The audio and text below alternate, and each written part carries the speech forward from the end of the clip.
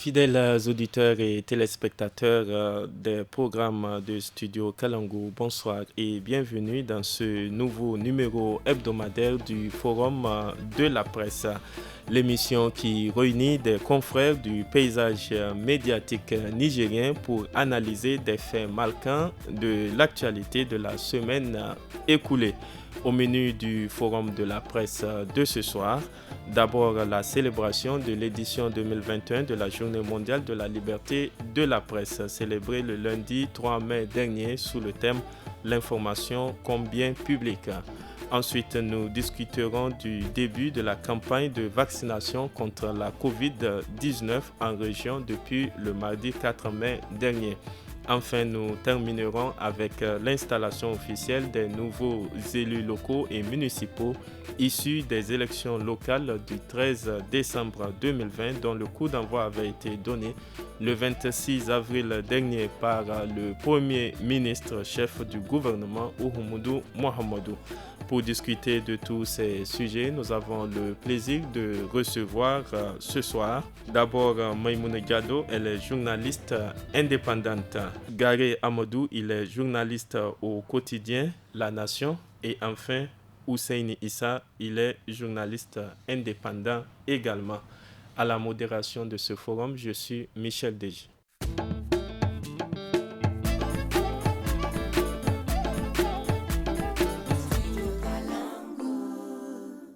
Une fois de plus, bienvenue à tous dans ce numéro du Forum de la presse de ce vendredi 7 mai 2021 que nous débutons par la célébration de l'édition 2021 de la Journée mondiale de la liberté de la presse. Rappelons tout d'abord que cette Journée mondiale de la liberté de la presse trouve son origine dans la conférence de l'UNESCO organisée en Namibie en 1991, soit 30 ans aujourd'hui. Et le thème retenu pour la célébration de cette journée cette année est l'information comme bien public. Le thème que nous avons mis donc en exergue dans le contexte nigérien, l'importance du droit à l'information prévu dans l'article 31 de la Constitution de la 7e République qui dispose que toute personne a le droit d'être informée et d'accéder à l'information détenue par les services publics dans les conditions déterminées par la loi. Un mot d'abord sur ce droit à l'information et sur la question de la liberté de la presse au Niger de façon générale. Gary Amadou du journal La Nation.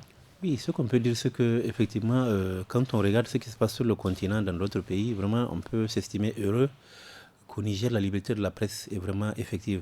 Non seulement il y a une floraison de titres de journaux, de radio, de télévision, mais ensuite il y a une certaine liberté de ton dans le cadre du traitement de l'information qui fait qu'on peut dire que le Niger vraiment est un pays béni dans le domaine. Et du reste, je pense que le dernier classement de Reporters sans frontières est venu confirmer la place de choix que le Niger occupe dans le domaine de la liberté de la presse. Parce que le Niger est classé sur le plan continental parmi les 10 pays. Je crois que le Niger doit être 8e. Sur le plan 9e sur le plan continental, et ce n'est pas un classement, c'est un classement extrêmement important sur 53 pays africains. 59e voilà, dans le classement. Voilà, dans le classement mondial. Vraiment, nous en tant qu'hommes de médias, nous sommes extrêmement heureux de cette situation qui fait que la presse s'épanouit au Niger. La presse, il y a une liberté de ton. La presse est critique, mais malgré tout, la presse vraiment elle est en train d'évoluer au Niger. Et je pense que c'est à l'honneur du peuple nigérien d'avoir... Nous avons cependant perdu 2 points par rapport à l'année passée. Parce que le classement de l'année passée, c'était 57e et actuellement, nous sommes à 50... Oui, ça veut dire qu'il y a des régressions. Bon, certainement que ces régressions-là sont dues peut-être au souci judiciaire qu'ont certains hommes de médias, notamment par exemple, je parle le directeur de publication de l'événement Moussa Aksar par exemple. Vous savez, c'est des trucs qui rentrent dans le cadre de Reporters sans frontières, dans le cadre du classement de Reporters. Donc, les hommes de médias qui ont maille à partir avec la justice, ça fait que dans un pays, quand on fait des classements, le pays perd des points. Merci à vous, Gary Amadou. Hussein Issa, à votre niveau, il a parlé de liberté de ton. Vous convenez? Oui, tout ça existe. Effectivement, il y a une liberté de ton, il y a cette liberté et la possibilité de pouvoir créer des journaux. Parce que nous sommes sous le régime déclaratif. Pour faire un journal, on n'a pas besoin d'autorisation sur le système déclaratif. Mais il y a un certain nombre de problèmes quand même. Parce que l'information est un bien public. Ça a de tout temps été un bien public. Mais pour que ça le soit véritablement, il faut qu'on crée les conditions. Aujourd'hui, l'accès à l'information publique, ce n'est pas tellement évident. Il y a un texte qui a été consacré, mais malheureusement, jusqu'ici, on n'arrive pas à savoir exactement. Il s'agit de l'ordonnance 2011 portant justement accès à l'information et aux documents administratifs. Ça entrave. Ça fait combien d'années que ce document, depuis 2010, que ça existe jusqu'ici, par manque de décret d'application, ce document-là est là, dans les tiroirs. On ne sait à quoi ça sert finalement. Et moi, je pense que quand on pense que la liberté, et c'est important pour tout le monde, quand on pense que la liberté était, ou du moins si l'information était un bien public, on doit pouvoir créer, les pouvoirs publics doivent créer les conditions pour qu'effectivement le journaliste puisse accéder à cette information. Parce que quand vous regardez un peu, ne serait-ce que dans la sous-région, on a comme l'impression qu'on fait du surplace au Niger. Contrairement à d'autres pays de la sous-région, il y a un foisonnement. Ici au Niger, il y a combien de quotidiens privés? Tout au plus 2. Vous allez au Bénin, vous allez au Burkina Faso, vous allez, comment vous dire, au Mali, un peu partout, quand même, la presse écrite... Ça, c'est au niveau de la presse écrite. Quand on fait la comparaison par rapport, par exemple, à l'audiovisuel, on sent qu'on est en avance. Mais le problème aussi au presque niveau de l'audiovisuel... Presque une quinzaine de télévisions. Mais comment? Parce que d'accord, les promoteurs sont là, les gens ont investi de l'argent pour pouvoir mettre... Mais comment? Dans quelles conditions les agents travaillent? C'est ça aussi, c'est des paramètres qu'il faut prendre en compte. Vous savez qu'il faut améliorer les conditions de travail, c'est important. Et il faut sécuriser l'agent. Ce n'est pas, bon, à la moindre, peut-être un cartable donné à l'agent dehors. Vous considérez que ça, c'est un job? Tout ça forme partie.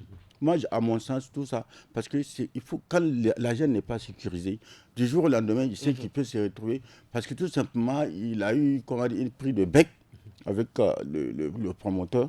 On considère qu'on n'a pas besoin de lui parce que tout simplement, il n'y a pas cette sécurité-là. Et l'État doit s'investir pour qu'il en soit ainsi. Il faut donc continuer à œuvrer dans le cadre de l'amélioration des conditions de vie et de travail des journalistes ce n'est pas seulement pour qu'ils puissent parce qu'on a vu, assurer... par exemple, je veux prendre un exemple, l'année dernière par rapport à la distribution du fonds d'aide, à la répartition du fonds d'aide. Ils sont allés sortir des critères qui n'existaient pas. Où on a fait... Alors, est-ce que ce n'est pas une façon encore d'étouffer les médias? Déjà, c'est des gens qui sont là balbutiants. Voilà un fonds qui a été mis. Des gens vont venir s'asseoir pour dire c'est pas comme ça. On met de nouveaux critères qui n'ont rien à voir avec les critères contenus dans la loi pour dire voilà les médias qui méritent. La loi a été d'ailleurs revue à l'Assemblée nationale justement par rapport à ces réformes. Le fond, partout ailleurs, le fond a deux formes. Il y a la forme directe, la forme indirecte. On ne peut pas systématiquement dire que c'est de manière indirecte. Partout ailleurs dans le monde. Il y a la forme directe, l'appui direct. On te donne les moyens pour que tu puisses renforcer tes capacités. Les appuis indirects, c'est quoi? C'est au niveau des téléphones, Internet et tout, on vous fait des facilités en tant que média pour que, au lieu que la facture que vous payez, ce n'est pas la même chose que voilà un peu. Mais pas pour acheter des caméras. Non, les fonds, on vous donne pour acheter des caméras pour renforcer les capacités de production. Mais la forme indirecte, c'est-à-dire indirecte ici, c'est le coût. C'est pas à l'État d'acheter. Non, c'est pas ça. On crée les conditions pour que quand un média, par exemple, un téléphone fixe, la tarification ne va pas être la tarification ordinaire comme les privés. Parce que c'est un travail public. De service public. De service public. Bien sûr. Voilà, c'est ça la forme indirecte d'aide. On crée les conditions pour que, par exemple, l'Internet ne soit pas cher pour les médias, ainsi de suite. Mais ce n'est pas le cas. Les gens pensent que la forme indirecte, c'est aller acheter du matériel pour venir donner. Non, ça c'est une forme directe, mais ce n'est pas à des gens de s'asseoir pour dire, voilà, c'est nous qui savons ce dont il y a besoin. Ou faites-nous des propositions. Il y a le contrôle après, mais malheureusement, on a tendance, même ça, qui a fonctionné pendant quelques années, on a tendance à perdre cet acquis-là. Merci à vous, Hussein Issa. Maïmoun Diado, quelle analyse faites-vous de la situation actuelle, justement, des journalistes nigériens en ce moment où nous célébrons l'édition 2021 de la Journée mondiale de la liberté de la presse? Ok. Donc, il faut d'abord se réjouir du classement du Niger. 59e place, 10e ou 9e, 9e au niveau continental. Au niveau continental. Donc, c'est vrai, il faut se réjouir, mais il faut également espérer l'année prochaine améliorer les choses. Et parler donc des journalistes, les autres confrères l'ont déjà dit. Il faut sécuriser ces journalistes, il faut d'abord les former, parce qu'il ne s'agit pas de créer aussi des médias. Ça a été prévu normalement dans les réformes dans les réformes du fonds d'aide à la presse, qu'il y aura une partie de ce fonds qui est destinée à la formation ou au renforcement de capacité des hommes de médias. Donc, il y a également la sécurisation, comme l'a dit Ousseini. Il faut sécuriser ces journalistes, parce qu'on ne peut pas se lever un bon matin, et puis parce qu'on est promoteur, et puis mettre à la porte un journaliste qui a peut-être plusieurs années d'expérience, qui a quand même collaboré et qui a pendant des années dans ce média. On voit même lorsque certains tombent malades, ils ont beaucoup de difficultés parce qu'ils n'ont pas de prise en charge, ils n'ont rien. Ils sont laissés abandonnés et par suite on te libère. On te libère parce que tout simplement, ce n'est pas un souci pour un promoteur aujourd'hui de perdre son temps derrière un journaliste qui est souffrant ou bien un journaliste qui n'est pas sécurisé. Donc, c'est là le problème. Le problème, c'est quoi? Il faut également qu'il y ait un éveil de conscience au niveau donc, des hommes de médias. Il faut que les journalistes que nous sommes, nous arrivons aujourd'hui à se demander qu'est-ce que nous cherchons dans ce métier. Parce qu'il faut avoir des plans de futur. Et quand tu n'as pas de plan de futur, ça ne peut pas aller. Donc ça veut dire quoi? Ça veut dire tout simplement qu'aujourd'hui, il faut que le droit, ça s'arrache. On ne peut pas rester et attendre le droit facilement. Qu'est-ce qu'il faut faire justement pour arriver à arracher? Il y a la question par exemple de la convention collective. La convention collective, c'est parce que tout simplement les hommes de médias, nous ne bougeons pas. Il y a des syndicats qui ne bougent pas. Aujourd'hui, il faut qu'on soit vraiment coude à coude pour pouvoir arracher ce droit-là qui est la convention collective des médias. Parce que tout simplement, la facilité que les hommes de médias, les promoteurs ont aujourd'hui, c'est qu'après la signature de cette convention, ça va retourner sur ces promoteurs. Et donc, ça sera un problème. Parce qu'aujourd'hui, ça veut dire que le journaliste sera sécurisé et le journaliste aura ses droits. Donc, ça veut dire quoi? Ça veut dire tout simplement que ça a un coût énorme pour l'entreprise. Et toute entreprise qui ne peut pas avoir, qui n'a pas suffisamment de moyens, ne peut pas aujourd'hui espérer et être content aujourd'hui d'aller vers une signature de cette convention collective. C'est pour cela que ça traîne et c'est pour cela que les promoteurs demandent également au niveau du CSC qu'il faut la signature de la loi sur la publicité.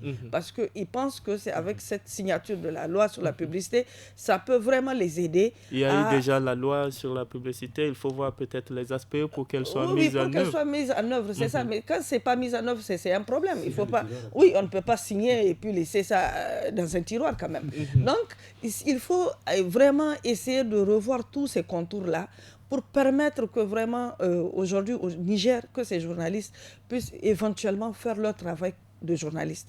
Donc, c'est également à nous autres journalistes de vraiment faire en sorte qu'on ait aujourd'hui, qu'on crée les conditions pour avoir aujourd'hui l'information, la bonne information. Et quand je dis la bonne information, parce qu'aujourd'hui, avec les réseaux sociaux, tout le monde se permet d'être journaliste aujourd'hui. Il faut un journaliste responsable et il faut assainir ce métier. Donc, c'est vraiment ce que je voudrais dire. Merci. Rappelons que dans une déclaration rendue publique à l'occasion de cette édition 2021 de la Journée mondiale de la liberté de la presse, la Maison de la presse a demandé un plan d'appui aux médias pour leur permettre de survivre. On suit un extrait de cette déclaration. Elle est lue par le président du conseil d'administration de la Maison de la presse, Ibrahim Harouna. L'édition 2021 de la Journée mondiale de la liberté de la presse mettra également en évidence 3 impératifs pour cet écosystème. Des mesures pour assurer la viabilité économique des médias d'information, des mécanismes pour assurer la transparence des sociétés de l'Internet, le renforcement de l'éducation aux médias et à l'information. Les multiples actions menées par la Maison de la presse doivent être soutenues par les nouvelles autorités avec un engagement clair en faveur de la liberté de la presse et la liberté d'expression. Le bureau du conseil d'administration de la Maison de la presse s'inquiète face aux menaces de fermeture de certains organes de presse, voire la disparition de plusieurs autres. C'est le lieu de lancer un appel pressant au gouvernement pour la mise en place immédiate d'un plan d'appui financier conséquent aux médias. Cet appel va également à l'endroit de tous les acteurs impliqués dans le processus de la signature de la convention collective de s'engager. Amadou, quelle réaction par rapport à ces propositions de la Maison de la Presse? Oui, ce sont des propositions assez intéressantes. Mais déjà, moi, je vois qu'il y a le fonds d'aide à la presse. Le problème avec le fonds d'aide à la presse, c'est que les critères, excusez-moi de le dire, mais les critères sont assez difficiles. Le fonds d'aide à la presse, le but, c'est d'aider la presse à s'épanouir. Ça veut dire quoi? Ça veut dire que, pour moi, les deux seuls critères qui sont, pour la presse écrite par exemple, qui doivent être pris en compte, c'est la régularité et la régularité fiscale. Quand un journal a la régularité fiscale et qu'il est régulier, on doit lui donner le fonds d'aide. Les télés et les radios, à partir du moment où elles émettent, toutes les radios, toutes les télés ont droit au fonds d'aide. Toutes. C'est-à-dire qu'il ne faut plus rentrer dans les trucs de détails. Pour disqualifier certains organes. Ça n'a aucun sens. Qu'on me dise qu'une télé n'a pas le fonds d'aide, une autre en a. Pourquoi? Vous savez les difficultés dans lesquelles les télés la vivent? Les difficultés même pour assurer les salaires, pour payer. Donc il faut les aider. Et c'est pourquoi moi la proposition du président de la Maison de la Presse, moi ce que je voudrais, c'est que pour que cette proposition-là soit concrétisée, il faut que le CSC puisse revoir les critères d'attribution du fonds d'aide à la presse. Je dis bien, la régularité, l'émission, pour les radios et les télévisions, ce sont les critères les plus importants pour pouvoir donner en tout cas ce fonds d'aide-là. Parce que ce fonds d'aide-là, quand les télés et les radios et les journaux vont les avoir, ils vont acheter du matériel, ils vont continuer à et ils vont se régulariser. Mais déjà, on met comment on appelle ça? On dit non, la régularité pour les journaux, n'est-ce pas? Et on dit il faut être régulier au niveau de la fiscalité. Non, on dit il faut immatriculer les journalistes à la caisse. Il faut faire ceci.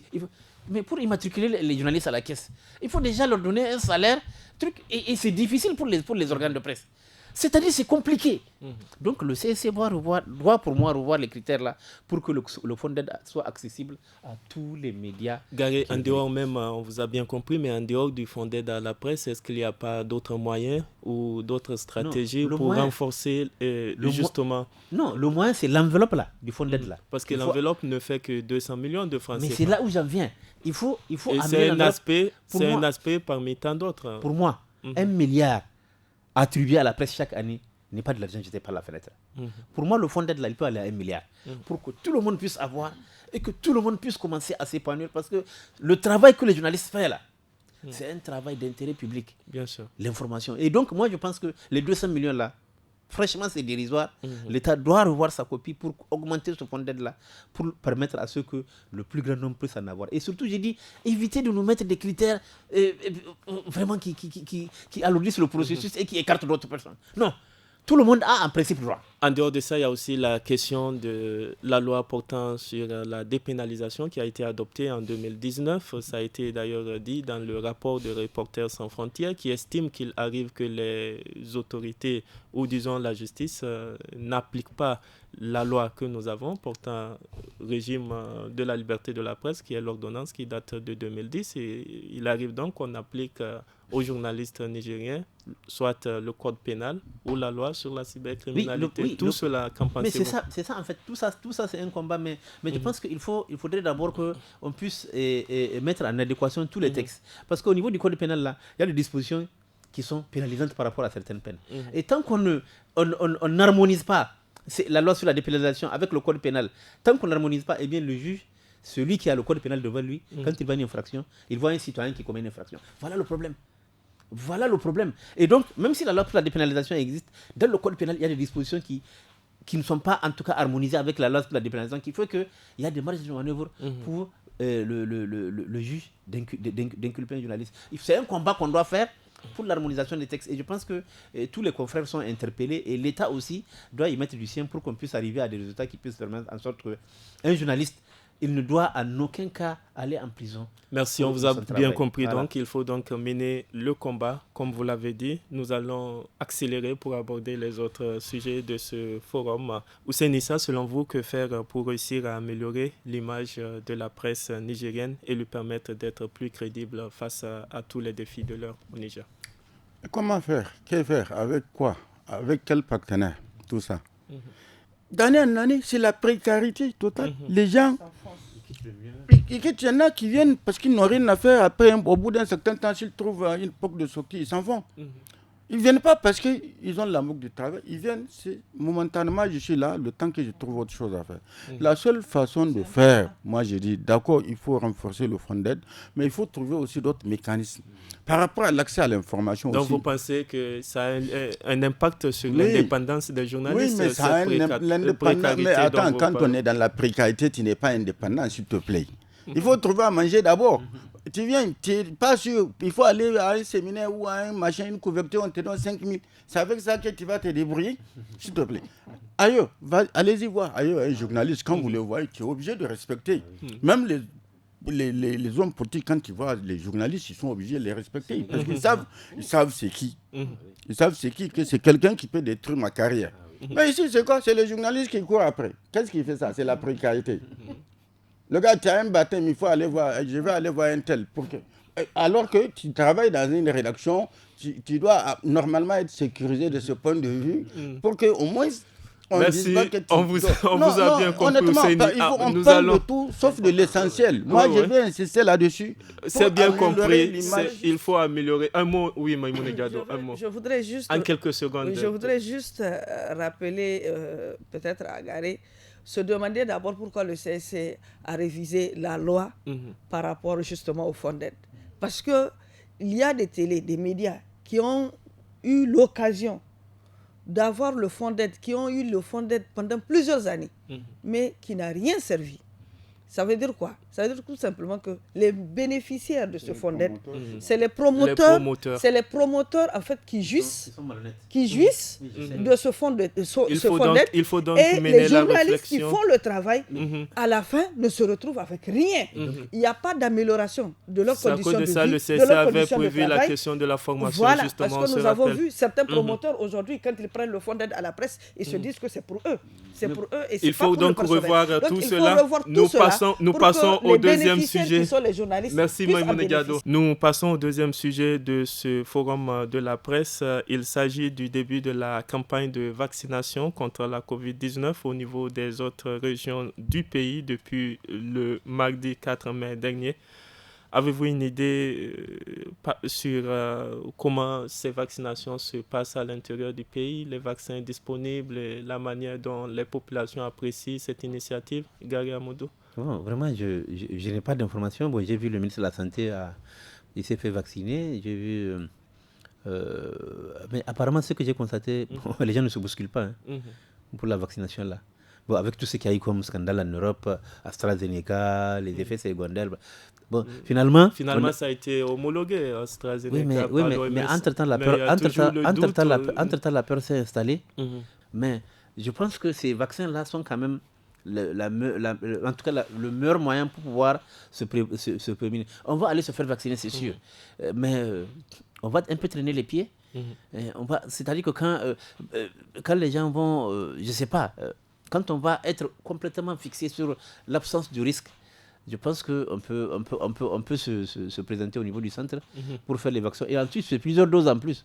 Donc, vous voyez, c'est 2 doses. C'est 2 doses, oui. Voilà. Mais franchement, le sentiment général, c'est que les gens sont méfiants. Et alors, pour que les gens ne soient pas méfiants, c'est vraiment une campagne de communication tous azimuts qui doit être déployée par le ministère de la Santé pour montrer que les vaccins là qui sont au Niger, quels sont les vaccins qui sont au Niger et quels sont leurs taux d'efficacité. Et sur le plan mondial, voilà quand on les a testés, voilà ce que ça a donné. Il n'y a pas d'effets secondaires, les effets secondaires sont... Ça, c'est toute une communication. Ce qu'on ne voit pas pour le moment, la communication elle est pratiquement inexistante, à part le fait que le ministre de la Santé s'est fait vacciner et il a fait un discours effectivement pour inciter les gens à se faire vacciner.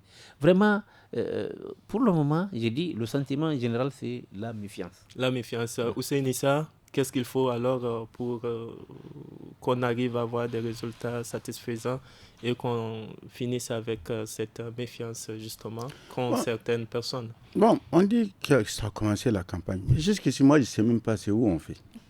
Il y a des centres à Niamey, il y a par exemple à la maternité, voilà. À l'hôpital de référence. Non, attendez. Voilà, c'est ça le problème. Il n'y a pas de communication. Si c'est des vivres qui sont distribués, les gens sauront. Non, mais alors, même quand c'est la méningite qui arrive, on dit. Non, même quand c'est la méningite, quand ça arrive, les gens, tout le monde accourt. Ici, Voilà, on dit les gens sont en train de se vacciner. Que maintenant, ça a même commencé à l'intérieur du pays. Est-ce qu'on a communiqué autour de ça? Est-ce qu'on a dit aux gens, quand vous allez partir là, c'est gratuit? Parce qu'aujourd'hui, le seul fait de ne pas dire aux gens que c'est gratuit, si vous arrivez, il y a beaucoup de gens qui vont être réticents. Parce qu'ils vont se dire, si je vais aller, on me demande de l'argent, où est-ce que je vais trouver l'argent?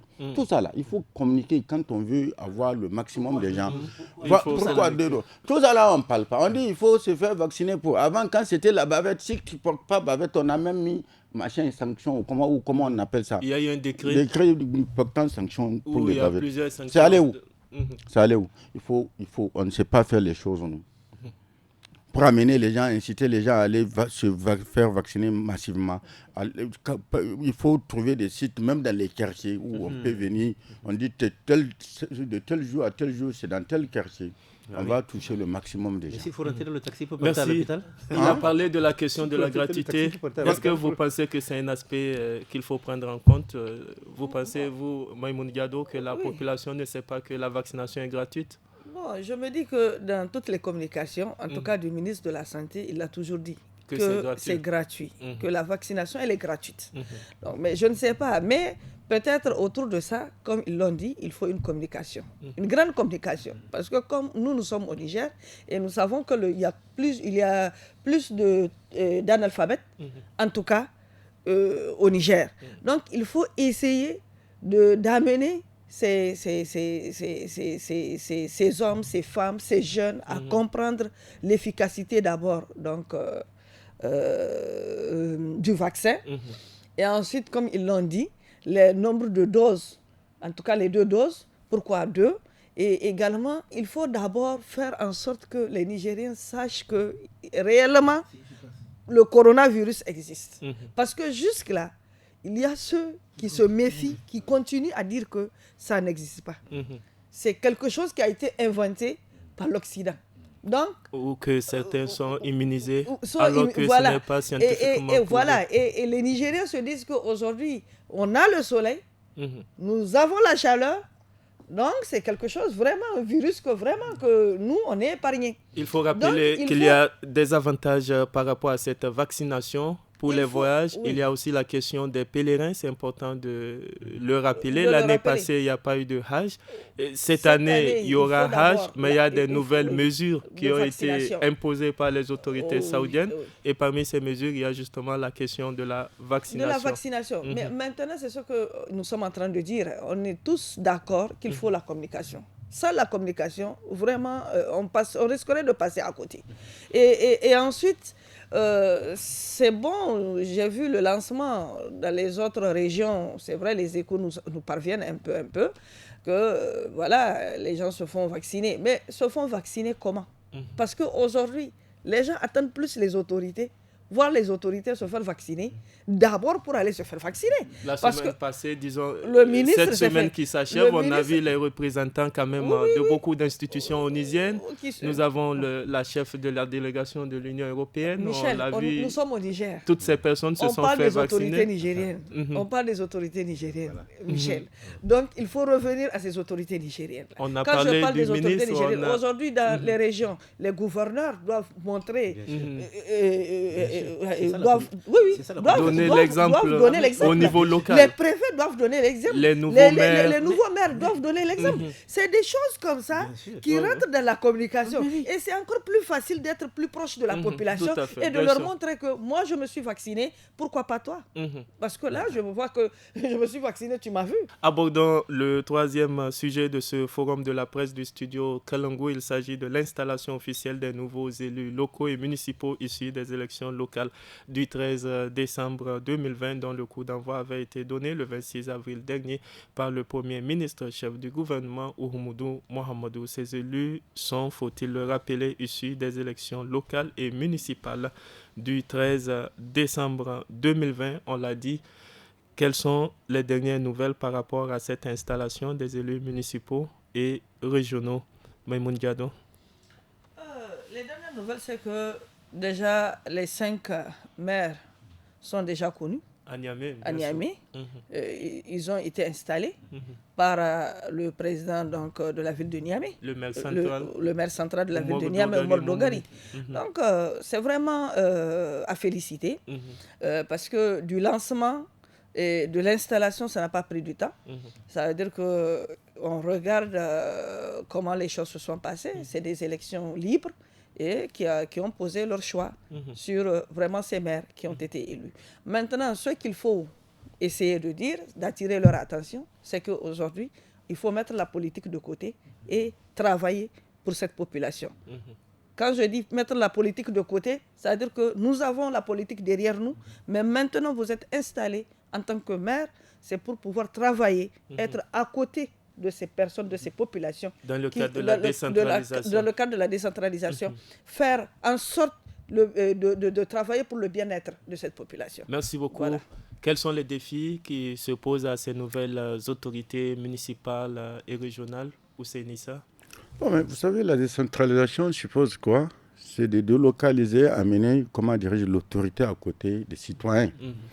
C'est-à-dire, c'est la proximité. Moi, je peux voir mon conseiller, en tout cas, celui que j'ai élu comme conseiller, je peux l'interpeller par rapport à une situation donnée. Mais à quoi avons-nous assisté depuis que, en tout cas, nous sommes dans cette expérience? C'est qu'on n'a pas l'impression qu'on donne de l'importance à ces conseils-là. Je m'explique. C'est-à-dire, c'est bien vrai, ils mobilisent des ressources au niveau local. Mais le plus souvent, c'est centralisé. Au niveau de la mairie centrale. Voilà, mais alors, c'est-à-dire qu'ils n'ont pas les mains, en tout cas, les mains libres pour pouvoir agir. Alors que partout ailleurs, là où ça marche bien, c'est qu'au niveau des maires, en tout cas, oui, il y a un certain nombre de choses qu'ils doivent faire au nom de la population. Ce n'est pas le niveau central qui va décider de ce qu'il y a à faire. Parce que le niveau central n'est pas à côté des populations. Par exemple, ici, je prends l'exemple de Niamey, il y a 5 arrondissements, je crois. Dans chaque arrondissement, les populations connaissent qui sont les personnes qui sont élues. Quand ils ont des difficultés, quand ils ont des problèmes, c'est ces personnes-là qui sont visées. Ce n'est pas au niveau de la mairie centrale. Normalement, c'est à ces personnes d'agir. Voilà, mais il faut alors créer les conditions pour que ces entités-là puissent disposer d'un minimum de ressources pour pouvoir satisfaire les besoins et les préoccupations, en tout cas basiques des populations. Des populations qui ont voté. Merci Nissa. Ce cas, il faut préciser, c'est vrai, à Niamey, nous avons un conseil de ville qui englobe les 5 arrondissements communaux, mais les défis de façon générale pour les mairies, nous avons des mairies qui sont isolées, nous avons des mairies où il n'y a pas les ressources la question, le cas... Mais parce que tout simplement, on n'a pas voulu créer les conditions. C'est bien vrai, on a mis en place le mécanisme là, mais on ne donne pas beaucoup d'importance, moi, c'est ça que j'ai dit. On ne donne pas d'importance au travail de ces conseils-là. Je n'ai pas l'impression qu'on considère que c'est des entités où des décisions doivent être prises, que des décisions qui doivent être appliquées. J'ai comme l'impression que c'est juste une façon de dire, vous avez des autorités à côté de vous, vous avez des problèmes, vous pouvez exposer vos problèmes, mais du point de vue de la mise en œuvre des problèmes, des préoccupations, on ne sent pas tellement les conseils locaux. Merci à vous, Nissa. Pendant que, souvent, on constate après, sur le tard, qu'il y a des détournements parce que le maire et son adjoint se sont mis de côté, ils prennent tout ce qu'ils grappillent, tout ce qu'ils vendent. On a constaté ça, disons, pendant les périodes de prorogation, parce que justement, il faut rappeler qu'il n'y a pas eu d'élection municipale et locale depuis 2016. On a attendu justement parce qu'il fallait... Mais même les délégués spéciaux, les délégations spéciales, quand ils sont arrivés, ils ont fait la même chose, non? Ça, là, alors, à ce niveau, ils ont même les mains karma libres. Ils n'étaient pas tellement liés, ils avaient les mains libres. Alors que normalement... Quels sont les souhaits qu'il faut formuler alors à ces nouvelles autorités? Gary Amadou, nous savons qu'il y a la question aussi de transfert des compétences qu'on a constaté au niveau de l'éducation, de la santé. Et on constate que l'État a quand même cette intention de donner du pouvoir à ces autorités. Aujourd'hui, qu'est-ce qu'il faut leur souhaiter? Je sais qu'au niveau des mairies, il y a un représentant, il y a comment on appelle ça, un directeur de l'éducation, un truc comme ça, au niveau de chaque mairie qui s'occupe de l'éducation vraiment de toute la commune. Maintenant, il faut voir quel est son pouvoir. Est-ce qu'il peut agir quel est son pouvoir avec le directeur régional de l'éducation, quelles sont les relations. C'est-à-dire, c'est ça qu'il faut définir. Mais moi, ce que je voudrais dire, parce que j'ai vu pour les installations des maires, dès qu'on installe un maire, on sort triomphant. Oui, le maire de cette localité est PNDS, le maire de cette cité est Lumana. Voilà. Et les gens sont contents. Ah oui, Lumana a remporté les 5 ici, le PNDS a rencontré, le MNSD a... Non. C'est cet aspect les gens voient souvent. Quand on est maire, quand on est élu maire, c'est fini les colorations comme l'a dit politiques. Non, parce que les gens ne comprennent pas. Il y a ceux qui ont voté pour toi, tu es élu maire au titre du PNDS ou de Lumana, n'est-ce pas? Mais il y a des citoyens qui ont voté, qui n'ont pas voté pour toi. Politique, justement. Oui, et qui n'ont pas voté pour toi. Eh bien, tu es le maire aussi de ces gens-là qui n'ont pas voté. Il faut donc changer de mentalité. Il faut changer de mentalité. Quel souhait pour ces nouvelles autorités garées? Vraiment travailler pour le bonheur de la communauté. Travailler pour le bonheur de la communauté. Et faire en sorte que les conseils municipaux puissent vraiment travailler dans en tout cas dans les règles de l'art. Que les conseillers ne se focalisent pas sur les questions de parcelles, parce qu'on a l'impression qu'on veut être conseiller pour avoir des parcelles à distribuer et puis ou à vendre après. Non, c'est d'abord le bien de la communauté. Et j'ai dit toute la communauté. Merci. Aussi bien ceux qui ont voté pour toi que ceux qui n'ont pas voté pour toi. Tu as le devoir de les servir. Tu n'es pas là pour servir les militants de ton parti. Tu es là pour servir la communauté. Et dans la communauté, là, il y a tout. Il y a ceux qui t'ont voté et il y a ceux qui ne t'ont pas voté. La responsabilité de ces nouveaux élus est donc interpellée. Avant de clore ce forum de la presse, nous allons effleurer cette question des attaques qui sont récurrentes et que nous constatons. La dernière en date, c'est celle du mardi 4 mai 2021. Le communiqué du ministère en charge de la Défense nationale dit qu'il s'agissait des environs de 16 heures, une position de l'opération Al-Mahou, qui est dans le nord de la région de Tillabéri, qui a fait l'objet d'une attaque à Ntoussa. Une attaque menée par des groupes armés terroristes lourdement armés et à bord de plusieurs motos. Après de violents combats ayant permis d'infliger de lourdes pertes à l'ennemi, ce dernier a été contraint de se replier vers le nord en emportant plusieurs corps de terroristes abattus. Les opérations de ratissage se poursuivent dans la zone d'opération. Le bilan provisoire dressé par le ministère de la Défense nationale, c'est côté ami, 15 militaires décédés, 4 blessés, 3 véhicules détruits. Côté ennemi, plusieurs terroristes neutralisés et du matériel détruit. C'est donc le bilan officiel dressé par le gouvernement à travers le ministère de la Défense nationale. Il faut rappeler que pratiquement la même semaine, nous avons connu une autre attaque dans la région de Tawa, c'était à Tilia plus précisément, où il y a eu également 16 morts. Garé Amadou, un mot rapidement par rapport à ces attaques. Oui, c'est que moi je suis consterné par... J'ai l'impression que les terroristes ont beaucoup de facilité à commettre leurs attaques. L'attaque de Ntoussa, là, 14 heures.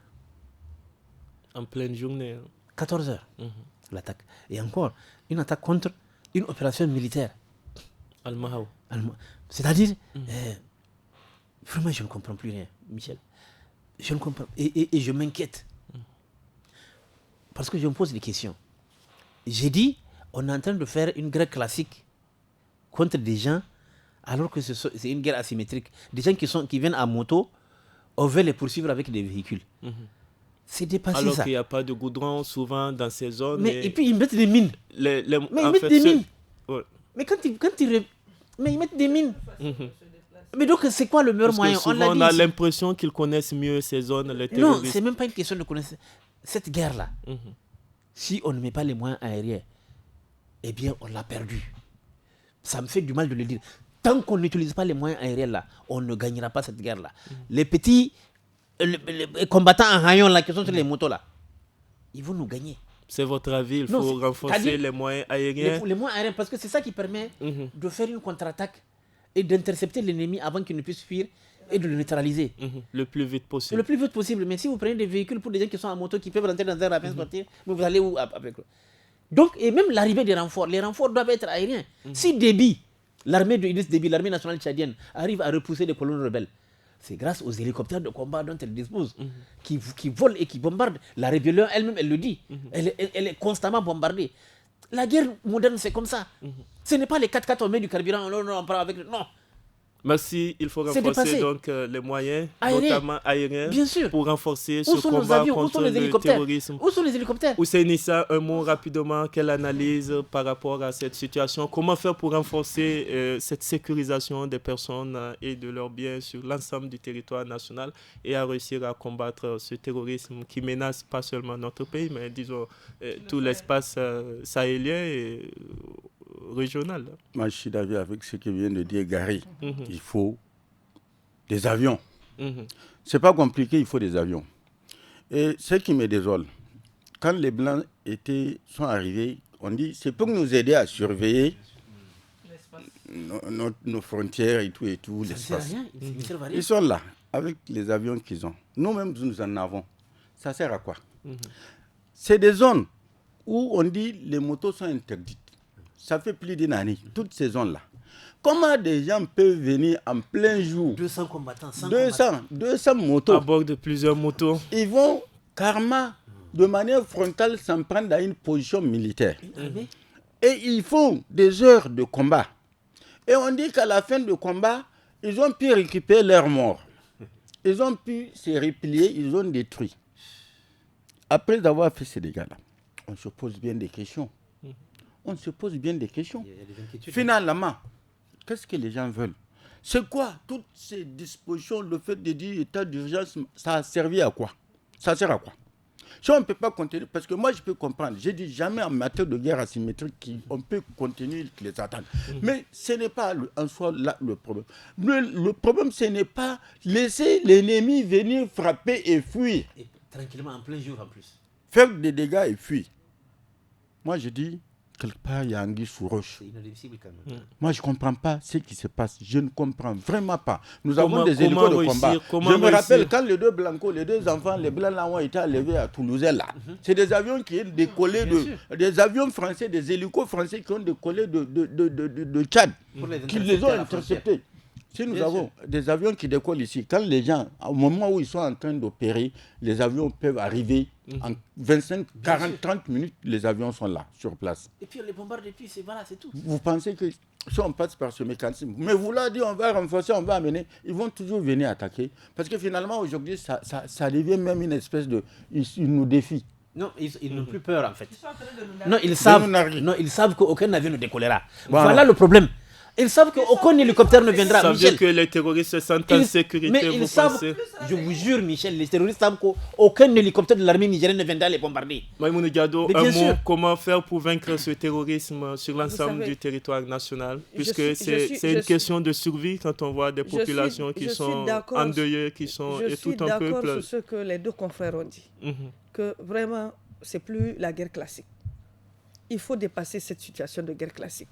On a des hélicoptères, il faut mettre les moyens au niveau donc, aérien, comme ils l'ont dit. Pourquoi pas? Et aujourd'hui, il faut qu'il y ait l'organisation d'un forum pour que les Nigériens se disent la vérité. C'est-à-dire une grande rencontre s'apaisantir sur les questions de sécurité. Qui va parler de la question de sécurité. Qui va concerner, parce que ça concerne tous les Nigériens. Bien sûr. Il faut que les gens se disent la vérité. Il faut qu'on sache, parce qu'on ne peut plus accepter à ce que des pauvres citoyens se font massacrer tous les jours à leur village. Au même moment, l'attaque du CATS, au même moment où la position... L'attaque de Tossa. Récemment. D'un Tossa. Au même moment où une position militaire se faisait attaquer, c'est au même moment qu'un village se faisait aussi attaquer. Oui, alors que si en ce moment-là, il y avait des hélicos qui ont décollé, mais c'est fini. Voilà, moi je me dis que vraiment, il faut de la même manière où le président a réfléchi à faire un forum, un mini-forum avec les acteurs de l'éducation, il faut également songer à faire pareil pour la sécurité. Seulement l'armée, c'est la grande muette, il faut le préciser, c'est juste des avis, peut-être les spécialistes sont là pour mieux comprendre. Justement. Parce que les Nigériens veulent comprendre aujourd'hui cette situation. Parce que l'État aussi a ses moyens de réplique, ses tactiques, que parfois on n'explique pas pour des raisons de défense nationale. Nous sommes malheureusement au terme de ce forum, on n'a plus de temps. En 5 secondes, oui, cette question-là est extrêmement importante. Mais la collaboration même entre Barkhane et le forum, force. Barkhane, quand même, c'est des images satellites pratiquement en 24 heures, tout le temps. Donc, on peut voir les trucs. Qu'est-ce qui se passe? Le mercredi, le président de la République a reçu le patron de Barkhane. Le président de la République a certainement dû lui dire que comment est-ce qu'il faut faire pour améliorer cette collaboration-là, pour qu'il y ait plus d'efficacité. Parce que effectivement, ça commence à bien faire. On a l'impression que facilement, ils viennent les terroristes et facilement, ils repartent. Alors qu'on a des drones. Il y a donc des interrogations. Bien sûr, il faut revoir ça. Et il y a lieu de revoir certaines choses. Merci, on vous a bien compris. Nous sommes au terme de ce forum de la presse du studio Kalangu de ce vendredi 7 mai 2021. Nous disons merci à nos invités. C'était Maïmouna Diado, journaliste indépendante, Gary Amadou, journaliste au quotidien La Nation, et Hussein Issa, journaliste indépendant également. Merci aussi à vous, chers auditeurs et téléspectateurs, pour votre fidélité au programme du studio Kalangu. À la modération de ce forum, c'était Michel Deji, à la technique pour le son, Seyni Saka, et à la réalisation vidéo, Mustapha Yuba. Je vous souhaite de passer une excellente soirée. Au revoir.